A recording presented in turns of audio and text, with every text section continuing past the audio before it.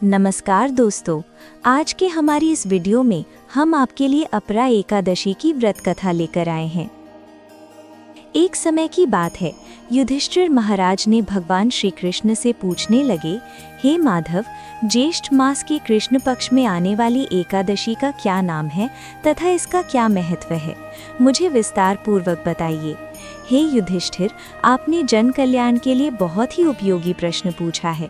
ज्येष्ठ मास की कृष्ण पक्ष में आने वाली एकादशी का नाम अपरा एकादशी है। ये एकादशी प्रेत योनि में गई हुई जीवात्मा को मुक्ति प्रदान करती है। इसलिए इस एकादशी के दिन अपने पूर्वजों का ध्यान करते हुए व्रत का पालन करना चाहिए। पुरातन समय में सिद्ध मकरध्वज नाम का एक महान राजा राज्य करता था। वो बहुत ही धर्मात्मा था। उसके राज्य में प्रजा सुख पूर्वक निवास कर रही थी। उसका छोटा भाई वृद्धिध्वज अत्यंत क्रूर और अन्यायी था। राजा मलयध्वज की लोकप्रियता से वो बहुत चिढ़ता था और इस द्वेष के कारण एक दिन उसने एक ऐसा कुकर्म किया जिसकी कल्पना भी असंभव है।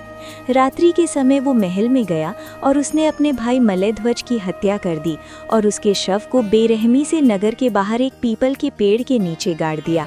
इस प्रकार राजा मलयध्वज की अकाल मृत्यु होने के कारण राजा को प्रेत योनि प्राप्त हुई और उसी पेड़ पर रहते हुए और वहां आने जाने वालों को परेशान करने लगा, इधर उधर भटकने लगा।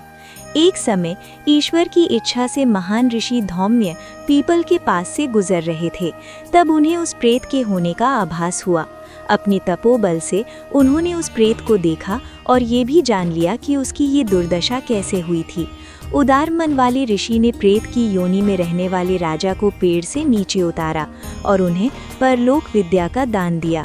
करुणा से वशीभूत होकर ऋषि ने राजा को प्रेत योनि से मुक्ति प्रदान करने हेतु अपरा एकादशी का अनुष्ठान किया और उन्होंने एकादशी का पुण्य फल राजा को अर्पित कर दिया। इस पुण्य फल के प्राप्त होते ही राजा मलयध्वज की प्रेत योनि से मुक्ति हो गई और वो ऋषि को धन्यवाद देते हुए दिव्य विमान में विराजमान होकर वैकुंठ को चले गए। कथा को समाप्त करते हुए भगवान श्री कृष्ण कहते हैं कि युधिष्ठिर, जो भी व्यक्ति अपरा एकादशी का श्रद्धा और निष्ठा पूर्वक पालन करता है वो अश्वी में पुण्य संचित करता है। ये एकादशी ब्रह्म हत्या, भ्रूण हत्या, धन संचय के लिए शास्त्रों का अध्ययन, गुरु की निंदा आदि पापों से मुक्ति प्रदान करती है।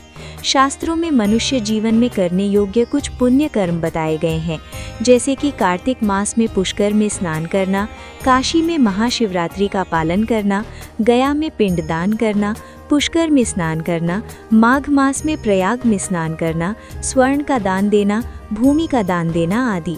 वर्तमान समय में जो व्यक्ति ये सभी पुण्य कर्मों को नहीं कर पाते, वो इन सभी का फल अपरा एकादशी का व्रत और पूजन करके प्राप्त कर सकते हैं। व्यक्ति को अपरा एकादशी के व्रत का पालन पूरी निष्ठा पूर्वक करना चाहिए। जय श्री हरि विष्णु जी।